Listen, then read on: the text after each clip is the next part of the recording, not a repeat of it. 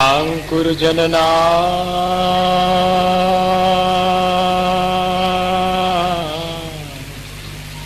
भौबीजांकुरजनना रागाद्याक्षयमुपागता यस्य ब्रह्मा वा विष्णुर्वा हरो जिनो वा नमस्तस्मै। जो विद्यादि सागर सुती, जो विद्यादि सागर सुती गुरु हैं हितैषी, शुद्धात्म में निरत नित्य हितोपदेशी। वे पाप ग्रीष्म ऋतु में जल है सयाने,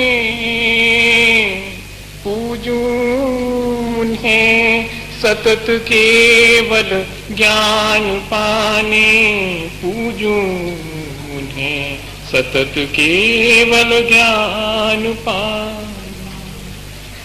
बोले भगवान महावीर स्वामी की, आचार्य कुंद स्वामी की, आचार्य गुरु विद्यासागर मुनि महाराज की।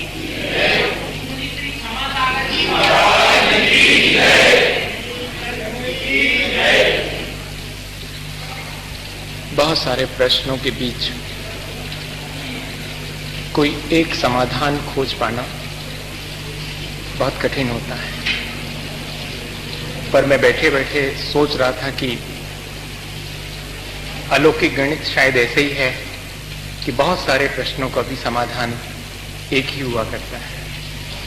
यहां तो एक में से 8 घटाइए तब भी एक रहता है, यहां तो एक में 8 जोड़ दीजिए तो अनंत बन जाता है, एक में से 1 घटाइए तब भी एक रह जाता है, और एक में 1 जोड़ दीजिए तब भी अनंत ही होता है।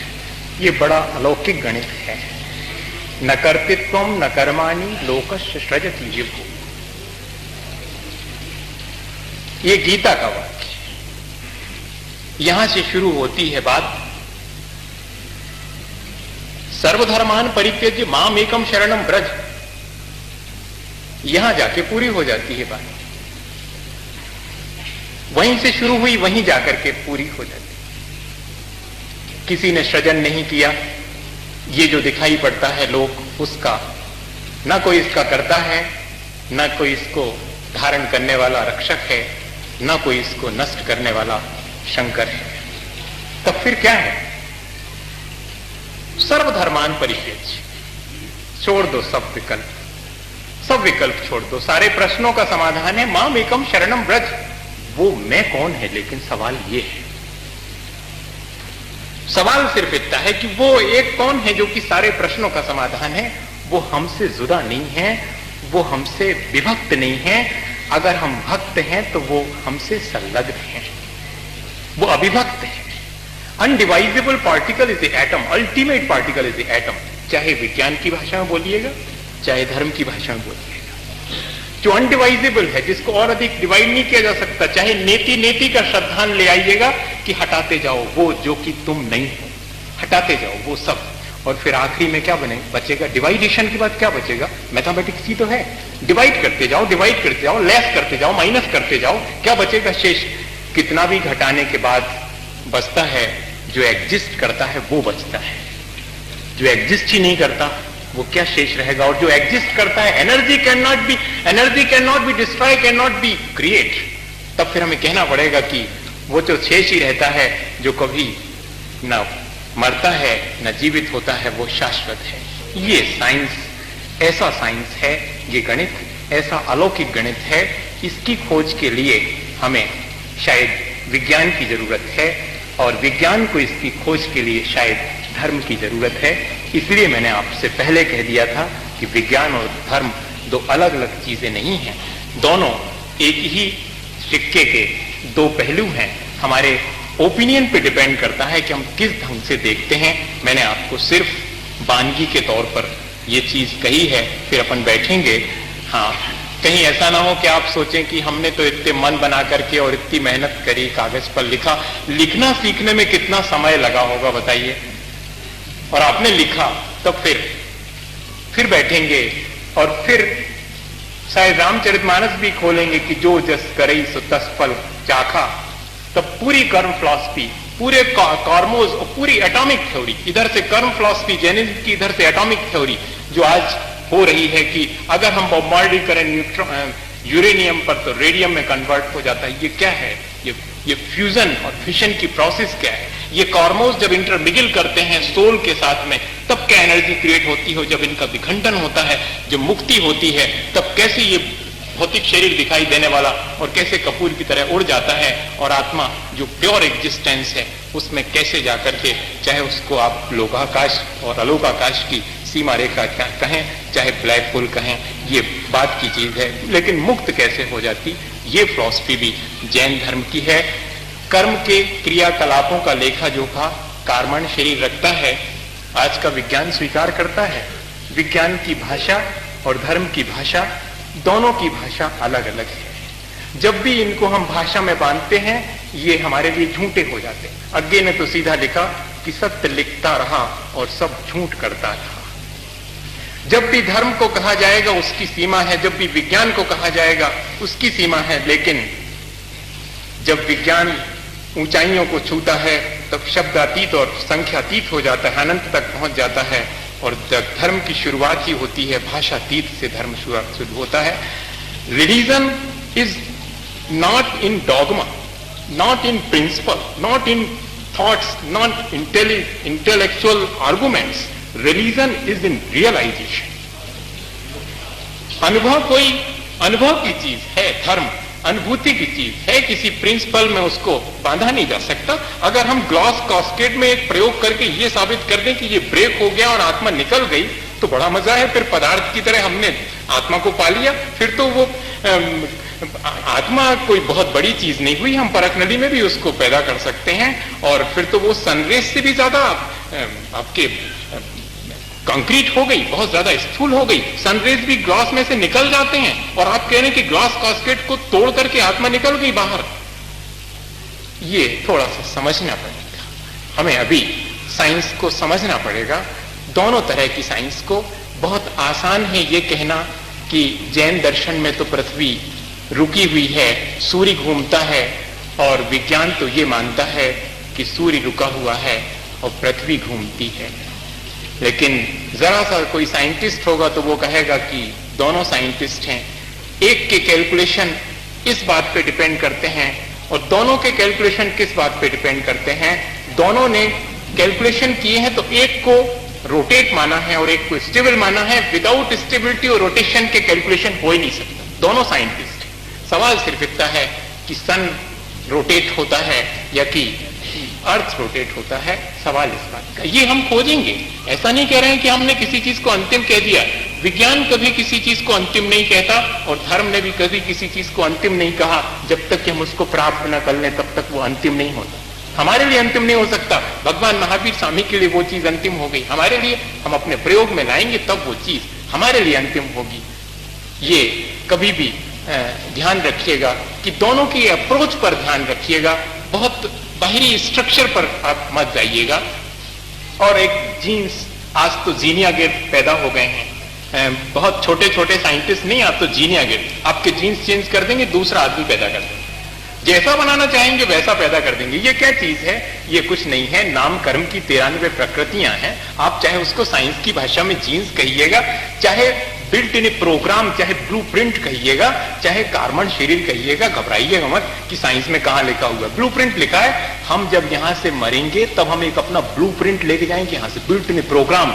अब आगे जाकर के हाउ टू कंस्ट्रक्ट योरसेल्फ, कैसे हमें अपने को बनाना है, वो पूरा ब्लूप्रिंट हमारे साथ में जाएगा। उसी का नाम तो तेजसो कार्बन शरीर है।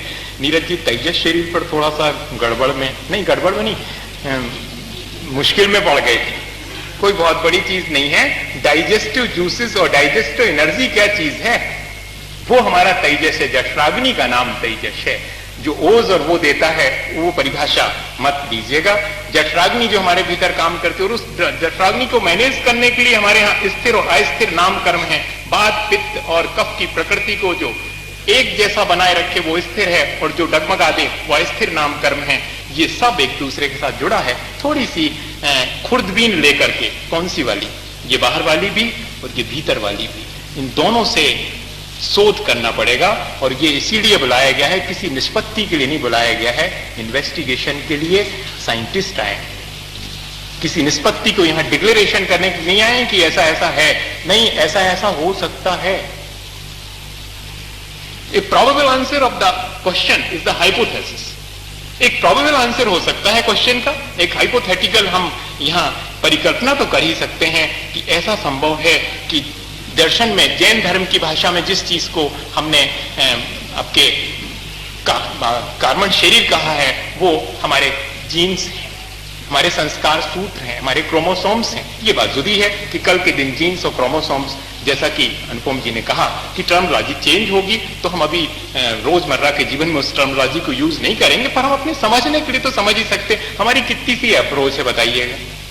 जितना जितना हम आगे बढ़ते जाते हैं उतना उतना हम पाते चले जाते हैं और समृद्ध होते चले जाते हैं। 2 बातें आपके पास थी, 2 बातें मेरे पास थी, मैंने 2 आपको दी, आप रख लें तो आपके पास 4 हो जाएंगी, आपने 2 मुझे दी, मैं रख लूं तो 4 हो जाएंगी, और मैं आपकी 2 बातें रिटर्न कर दूं और पूरी एनर्जी इस बात में लगा दूं कि आपकी बातें असत्य कर दूं, तो आप भी पूरी एनर्जी लगा देंगे कि मेरी 2 बातें असत्य कर दें।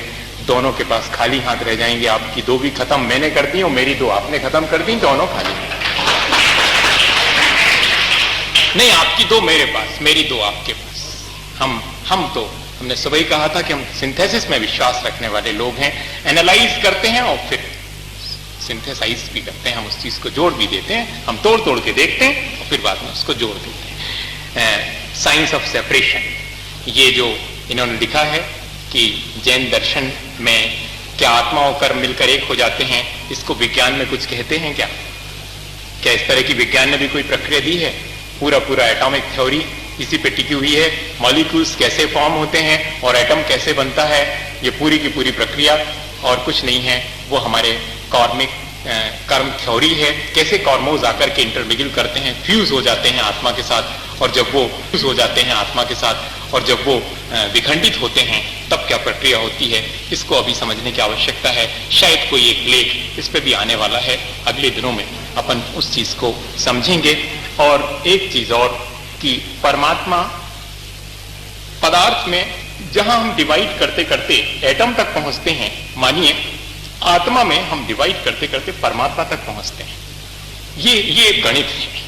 पदार्थ को हम जितना डिवाइड करेंगे वो अल्टीमेट लास्ट एक पार्टिकल होगा, उसको हम कहेंगे एटम।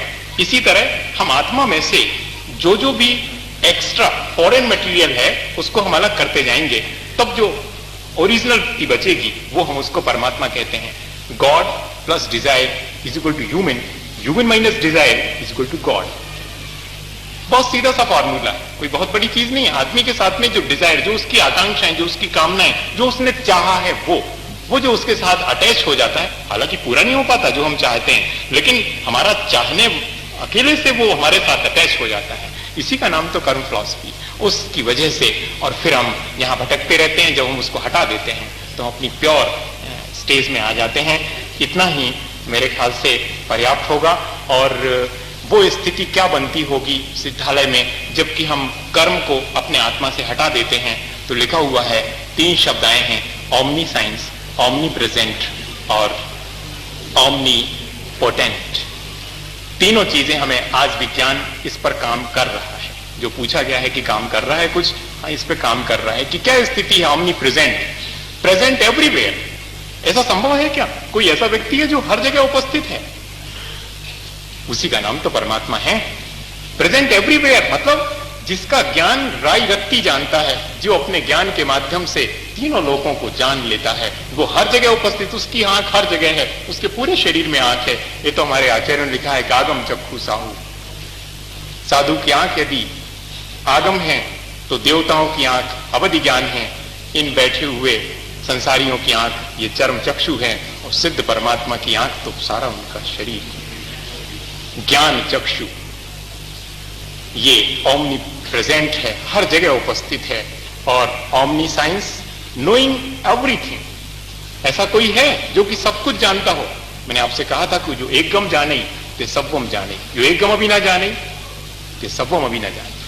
जो एक को जान लेता, अपनी आत्मा को जान लेता है, अपनी प्योर एग्जिस्टेंस उसको रियलाइज कर लेता है, उसको छू लेता है, मानिएगा वो सबको जान लेता है। और एक ऑमनीपोटेंट, ऑल पावरफुल, जिसको कि हम परम सत्ता बोलते हैं, वो भी वही स्थिति है। आप कभी सोचिएगा कि जब हम कोई चीज फ्यूज करते हैं तो उसके बाद एनर्जी क्रिएट होती है, और जब कोई चीज फिशन होगा, उसका जब विखंडित होगी, तब क्या एनर्जी नहीं क्रिएट होगी? एटम बम तो इसी थ्योरी बने हुए। और फिर हमारे अंदर कौन सी ऊर्जा पैदा होगी, और वो ऊर्जा शायद सर्वशक्तिमान होगी। वो परम सत्ता उसी का नाम है जो कि सर्वशक्तिमान है, जिसके आगे और बाकी सब ऊर्जाएं बहुत छोटी सी हैं। इलेक्ट्रॉन, प्रोटॉन और न्यूट्रॉन की भाषा में अगर आप ब्रह्मा, विष्णु, महेश को समझना चाहें तो बहुत सरल है, कोई बहुत बड़ी चीज नहीं है। ये ब्रह्मा, विष्णु, उत्पाद वै ध्रुव युक्तम सत की भाषा में समझ लीजिए। चाहे आप इलेक्ट्रॉन क्या है? नेगेटिव फोर्स है, नेगेटिव एनर्जी है। प्रोटॉन क्या है? पॉजिटिव एनर्जी है, पॉजिटिव फोर्स है। और उसके बाद न्यूट्रॉन तो लाइफ एनर्जी है, विटल पावर है, जो कि हमारे जीवन को चलाए रखती। ना इलेक्ट्रॉन ना प्रोटॉन, दोनों का संयोजन है। ठीक इसी तरह ब्रह्मा हमारी सृष्टि के करने वाले, हम खुद हमारी आत्मा, और अपने को समाप्त करने वाले भी, अपने संसार को मिटाने वाले भी हम ही शंकर, और अपने जीवन की पूरी प्रक्रिया को चलाने वाले भी हम ही विष्णु। अगर ऐसा मान लें, लेकिन थोड़ा ठहरिएगा, श्रद्धा को धक्का ना पहुंच जाए। किसी ने अगर ये मान लिया हो कि कोई ऊपर है और जो सबकी देखरेख करता है, ऐसी श्रद्धा को धक्का मत पहुंचाइएगा। मैं नहीं पहुंचाऊंगा ऐसी श्रद्धा को धक्का, पर उसको बहुत गहरे में समझिएगा तो आप यहीं पहुंचेंगे कि ना कर्तृत्वम न कर्माणि लोकस्य सृजति विभु। उस श्रद्धा को बिना धक्का पहुंचाए और आप धीरे से ईश कृपा इतनी ही है कि मोरी तो से बनी ताते करत पुकार, कि हमारी तो आपसे बनी है, ये से हम पुकार कर रहे हैं। और हम आपको पंजाबी बताएं देते, बुंदेलखंडी में यही बताए देते कि मुझ कारण के कारज सु आप, जाने सोचियो कि सब कछु आप ही कर दे हो, हमारे में हुई है जो कछु हुई है, अकेले आप निमित्त बन। मुझ कारज के कारण सु आप, आपकी वजह से होगा, मेरे भीतर होगा। घड़ा आप फोड़ सकते हैं और मैं आप में समाहित हो जाऊंगा, लेकिन ये मेरी एग्जिस्टेंस की बात है। मैं सिर्फ निमित्त बनाऊंगा आपके लिए और कार्य मेरे भीतर होगा। अगर हम ऐसी कर्म फिलॉसफी और ऐसे जैन दर्शन को समझें तो शायद कहीं ना कहीं हम बहुत अच्छी जगह पहुंचेंगे, और वो बहुत अच्छी जगह तो सिद्धालय ही है। हम सबका उद्देश्य वहीं तक पहुंचने का है। आज के लिए शायद हमें इतना ही सीखना पर्याप्त होगा। बहुत सारी चीजें हैं, फिर बैठेंगे, फिर सीखेंगे। सवाल इस बात का है कि कौन कितना सीख पाता है, कौन कितना सुन पाता है। कई बार तो ऐसा होता है कि हम कान खुले रखने के बाद भी सुन नहीं पाते हैं, और कई बार ऐसा होता है कि मस्तिष्क होने के बाद भी हम समझ नहीं पाते हैं। इसके पीछे कोई साइंस है क्या? आखिर वो क्या है? कोई जल्दी समझ लेता है, कोई देर से समझ पाता है, कोई बिल्कुल नहीं समझ पाता है, कोई सुनते हुए भी नहीं सुन पाता है। इस सब के पीछे क्या है? इस सब के पीछे अगर हमारे पुराने संस्कार हैं तो वो तो है ही, लेकिन हमारा वर्तमान का पुरुषार्थ भी उसके साथ में है। कुशलेषु अनादरा प्रमादा, कुशलता में जो हम हैं यही हमारा प्रमाद है। तीर्थंकरों के